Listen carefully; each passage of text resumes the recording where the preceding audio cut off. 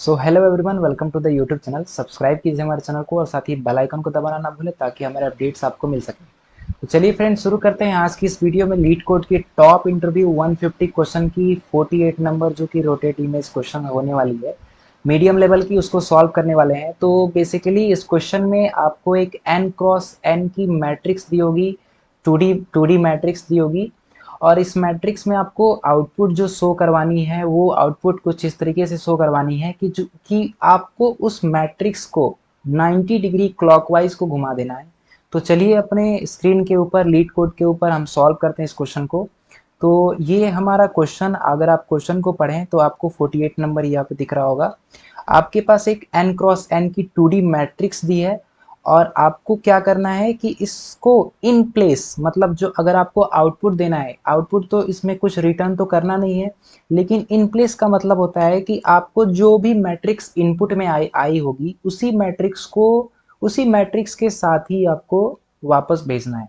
मतलब जो भी आपको फाइनल रिजल्ट होगा वो उसी मैट्रिक्स जो उसने इनपुट दिया है फंक्शन में, आपको उसी मैट्रिक्स को ही शो करवाना है। ठीक है, तो चलिए इस क्वेश्चन को सॉल्व करते हैं। इस क्वेश्चन को मैं ब्रूट फोर्स के मेथड से ही सॉल्व करने वाला हूं और आपको दिखाऊंगा एक एक स्टेप, एक एक नंबर को कैसे आप भी इस लॉजिक को कैसे बना सकते हैं। तो इसकी लॉजिक बहुत ही ज़्यादा आसान होने वाली है अगर आप इसको ट्राई करते हैं, अगर कॉपी पेन पे ट्राई करें। तो मैं इस वीडियो में बने रहें, मैं एक एक करके एक एक एलिमेंट को नई एरे में एक नया एरे बनाऊंगा। उस नए एरे में मैं एक एक एलिमेंट को डालूंगा और आपको दिखाऊंगा कि कैसे, किस तरीके से वहाँ पे एक एक एलिमेंट को डाल के देखने से किस तरीके से पैटर्न निकल के आता है। तो कई बार हम क्या करते हैं कि क्वेश्चन मीडियम लेवल की होती है, हार्ड लेवल की होती है, तो हम उस क्वेश्चन को देख के ही डर जाते हैं। लेकिन अब अगर आप इस क्वेश्चन को एक बार कोशिश करें कॉपी पेन से, अगर आप इस क्वेश्चन को एक एक एलिमेंट को अगर आप डाल के देखें कि नई जो एरे बन रही है उसके कौन से रो के कौन से कॉलम में वो पर्टिकुलर नंबर जाके इंसर्ट हो रही है, तो आपको पता चलेगा कि ये क्वेश्चन बहुत ही ज़्यादा आसान है। तो मैं यहाँ पे थोड़ा सा सॉल्व करता हूँ कि किस तरीके से एक एक एलिमेंट जाके स्टोर होता है। तो सबसे पहले अगर मैं कहूँ कि मेरे पास एक नई एरे है जिसका नाम न्यू एरे में लिख देता हूँ, या फिर रिजल्ट एरे लिख देता हूँ। जो नई एरे बन रही है वो रिजल्ट मैट्रिक्स बन रही है। तो अगर मैं देखूं कि इस एरे को, ये पर्टिकुलर एरे जो है 2D मैट्रिक्स को, इसको 90 डिग्री क्लॉकवाइज को घुमा दिया गया है, तो जो 7 वाली जो नंबर है, वो 7 वाली नंबर जो न्यू मैट्रिक्स बन के आ रही है उसके कौन से रो में और कौन से कॉलम में जाके स्टोर हो रही है। तो आपको पता चल रहा होगा कि नई वाली जो मैट्रिक्स बन के आ रही है, जो नई वाली रिजल्ट मान लेते हैं रिजल्ट मैट्रिक्स बन के आ रही है, उसके 0th रो में, मतलब पहले रो में और पहले कॉलम में मैट्रिक्स की कौन सी एलिमेंट जा रही है। तो मैट्रिक्स की सेकेंड रो की 0th इंडेक्स जा रही है। ठीक है, सेकेंड रो की 0th इंडेक्स। वैसे ही रिजल्ट में 0th इंडेक्स के 0th रो के फर्स्ट कॉलम में मैट्रिक्स की कौन सी वैल्यू जा रही है। तो मैट्रिक्स की फर्स्ट रो की 0th एलिमेंट जा रही है। फिर हम देखें कि रिजल्ट के 0th रो के सेकेंड इंडेक्सिंग पे मैट्रिक्स की कौन सी वैल्यू जा रही है।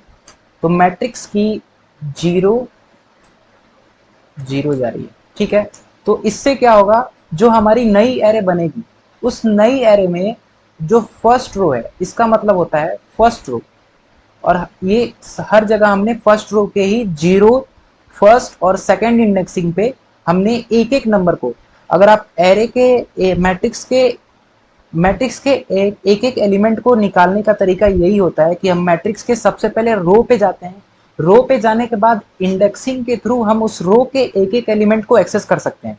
तो मैंने भी इसमें यही किया है। मैंने सबसे पहले क्या किया है, मुझे जो जो एलिमेंट को एक्सेस करना है मैं उस एरे पे गया हूँ, मैंने रो पे गया हूँ और रो पे जाके मैंने उस पर्टिकुलर नंबर को लिया है और एक पर्टिकुलर प्लेस पे जाके मैंने स्टोर करवा दिया है। तो फिर से अगर मैं कहूँ कि यहाँ तक अपनी जो रिजल्ट जो एरे बन के आई होगी वो रिजल्ट कुछ इस प्रकार से बन के आई होगी। 7,4,1। ठीक है, अभी तक इतनी एरे बन के आई है।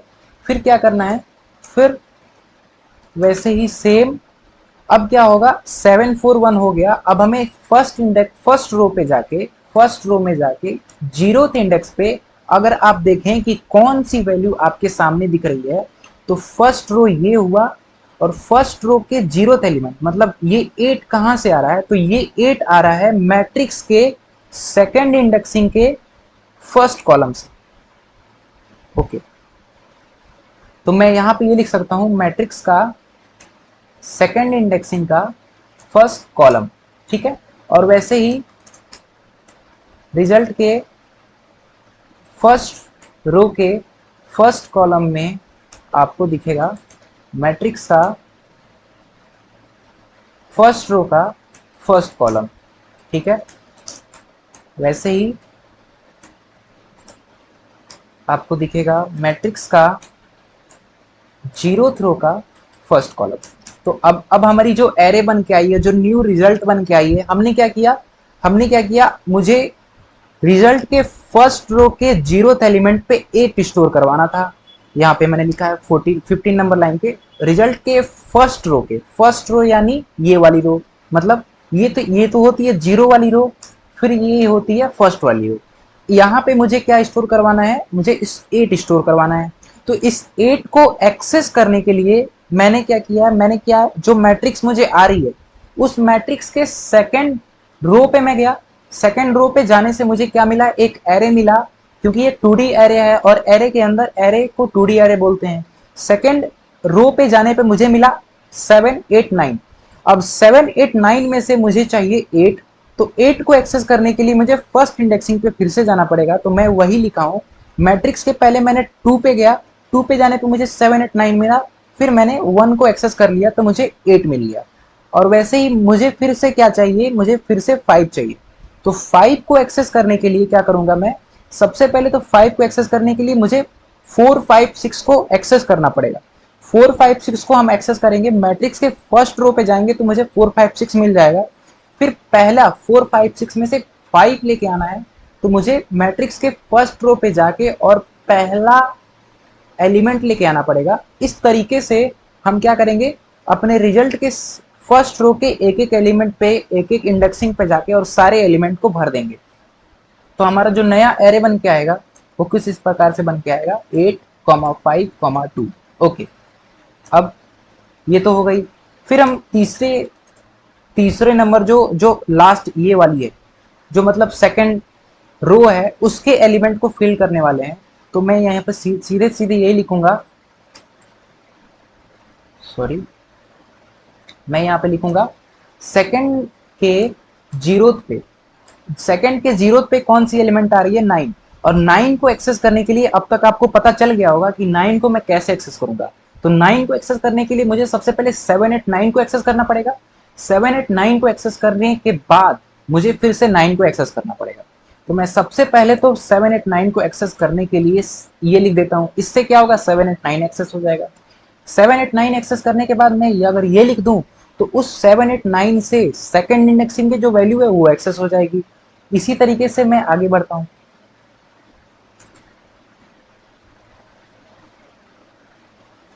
ओके, तो सेकंड इंडेक्सिंग के सेकंड रो के फर्स्ट कॉलम में और सेकंड रो के फर्स्ट कॉलम में हम क्या डालेंगे, फर्स्ट कॉलम में क्या पड़ा हुआ है यहाँ पे, सेकंड रो के फर्स्ट कॉलम में। ओके, मतलब 6, ये 6 कहां से एक्सेस हो पा रहा है, 6 कहां से एक्सेस हो पा रहा है, 6 हो पा रहा है एक्सेस 1। फर्स्ट रो पे मैं पहले जाऊंगा, 4 5 6 को एक्सेस करूंगा। 4 5 6 को एक्सेस करने के बाद मैं 2 लिख दूंगा, तो वहां से 6 वैल्यू आ जाएगी। वैसे ही मुझे अब क्या करना है, अभी अब 3 स्टोर करवाना है। कहां पे मुझे 3 स्टोर करवानी है, मैं सबसे पहले रिजल्ट के सेकंड रो पे इंडेक्सिंग 2 पे जाएंगे, फिर उसके बाद उसको एक्सेस करने के बाद उसके सेकंड इंडेक्स पे जाके हम मैट्रिक्स का कौन सा एलिमेंट स्टोर करवाएंगे, तो मैट्रिक्स का मुझे 3 स्टोर करवाना है। ये 3 ही उठ के यहाँ पे आ रहा है। तो इस 3 को एक्सेस करने के लिए सबसे पहले मुझे क्या करना पड़ेगा, मैट्रिक्स के जीरोथ वाली रो पे जाना पड़ेगा। तो मैं मैट्रिक्स के यहाँ से जीरोथ वाली रो पे जाऊंगा। जीरोथ वाली रो पे जाने के बाद मुझे सेकंड इंडेक्सिंग को एक्सेस करना है। ठीक है, अगर आप देखें तो आपको एक पैटर्न दिखाई दे रहा होगा। अब जो एरे है वो आप मैं यहाँ से हटा देता हूँ। ये जो पूरी जो स्ट्रक्चर बन के आई है, अगर आप इसको क्वेश्चन पे पेन कॉपी से सॉल्व करने की कोशिश करते तो ये आपके सामने सॉल्व हो जाता। अब मुझे सिर्फ लूप लगानी है आई और जे की। तो मुझे अब आपको पता चल गया होगा कि अगर मुझे लूप लगानी है तो ये हो जाएगा आई और ये हो जाएगा जे, ठीक है। और फिर यहाँ पे आए तो अगर आप देखें तो ये भी आई ही बन रहा है। ये पैटर्न मैं दिखाना चाहता था कि अगर मैं आई से, अगर मैं जीरो से लेके और उस मैट्रिक्स की रो के लेंथ तक चला दूं और फिर जीरो से लेके जो जे का लूप है, जे को जीरो से लेके मैट्रिक्स के कॉलम के लेंथ तक मैं लूप चला दूं, तो वहां पे आप देख पा रहे होंगे कि जीरो है यहाँ, तो यहाँ भी जीरो है, यहाँ जीरो, यहाँ जीरो, वैसे ही वन तो यहाँ भी वन। जो वैल्यू मुझे बदलनी है वो वैल्यू कहाँ से क्या बदलनी है, यहाँ पे जीरो है। अगर मुझे राइट साइड वाली जो वैल्यू है वहां पे भी अगर मैं आई और जे कर दूं तो थोड़ी सी गड़बड़ हो जाएगी, हमारी जो एरे है वो सेम बन जाएगा, रोटेट नहीं हो पाएगा। तो यहाँ पे जो प्रॉब्लम आ रही है, यहाँ पे टू आ रहा है। तो यहाँ पे अगर आपको देखने को मैं बोलूं कि अगर मैं यहाँ पे ऐसे कर दूं एन माइनस जे, सॉरी एन माइनस जे, ठीक है। तो एन माइनस जे आपको दिख रहा होगा, ठीक है। तो एन माइनस जे से क्या होगा, अगर मेरी एन मतलब रो का लेंथ, रो माइनस जे, जे अगर अभी जीरो होगा, यहाँ से जे जीरो एक्सेस हो रहा है, तो रो अगर थ्री होगी तो थ्री माइनस, सॉरी इंडेक्सिंग की बात कर रहे हैं, तो रो अगर टू होगी तो टू माइनस जीरो टू आ जाएगा। फिर जैसे ही अगर जे होगी हमारी अगर वन, तो वैसे ही टू माइनस वन वन आ जाएगा। फिर जे होगी हमारी टू, तो टू माइनस टू जीरो आ जाएगा। तो हमारी जो पूरी प्रॉब्लम थी वो पूरी प्रॉब्लम सॉल्व हो चुकी है। और इसमें हमारी जो लॉजिक है वो लॉजिक भी आई थिंक 100% को बीट करने वाला है, क्योंकि लॉजिक बहुत ही ज़्यादा इफिशियंट है। तो इसको हम यूज़ करने वाले, सबसे पहले तो मैं क्या करूँगा, एन में स्टोर करवा दूंगा जो सिंपल मैट्रिक्स का लेंथ, और वैसे ही एम में स्टोर करवा दूंगा मैट्रिक्स के कॉलम का लेंथ। ओके, अब मैं लूप चलाऊंगा, बहुत ही सिंपल लूप होने वाला है,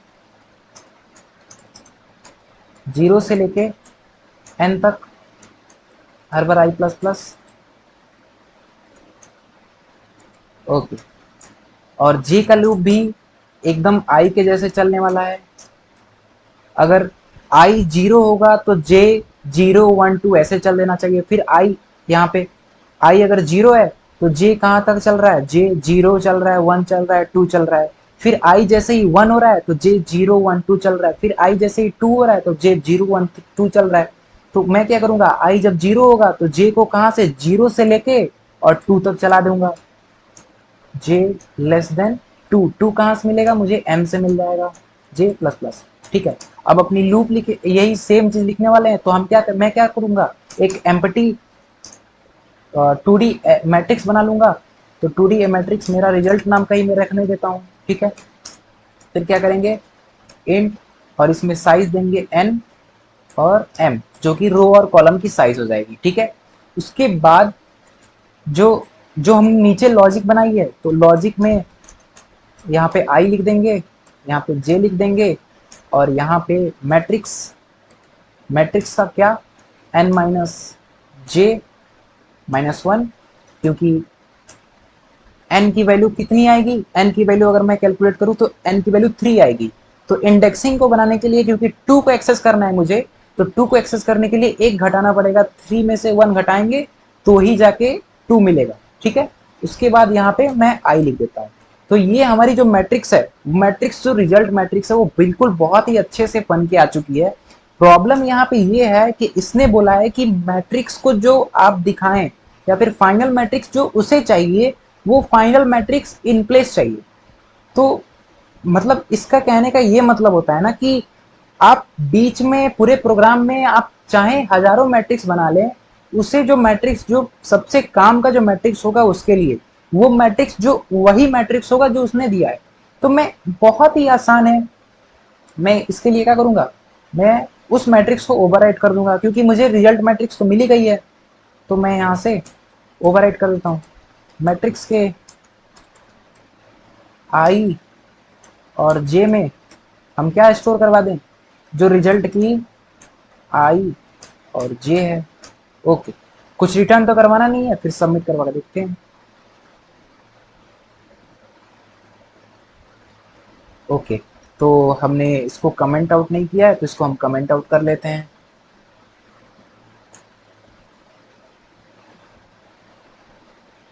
तो हमारी जो दोनों केसेस हैं वो बहुत ही आसानी से पास हो चुकी हैं। हमने लॉजिक भी यहाँ पे समझ लिया, लॉजिक बहुत ही ज़्यादा आसान था। आप अगर कॉपी पेन से एक बार ट्राई करेंगे, 2 बार ट्राई करेंगे, बीच में अगर कहीं भी फंसेंगे, पेशेंस से सॉल्व करेंगे, बहुत ही थोड़ा सा धैर्य रख के सॉल्व करेंगे। 9-10 लाइन लिखने में कोई प्रॉब्लम नहीं है। अगर आप सॉल्व करेंगे तो आप देख पाएंगे कि इसमें पैटर्न क्या निकल के आ पा रही है, और उस पैटर्न के हिसाब से आप लूप को चला सकते हैं। तो अगर वीडियो पसंद आई हो, अगर लॉजिक समझ में आया हो, तो वीडियो को लाइक करें, सब्सक्राइब करें। So thank you for watching the video.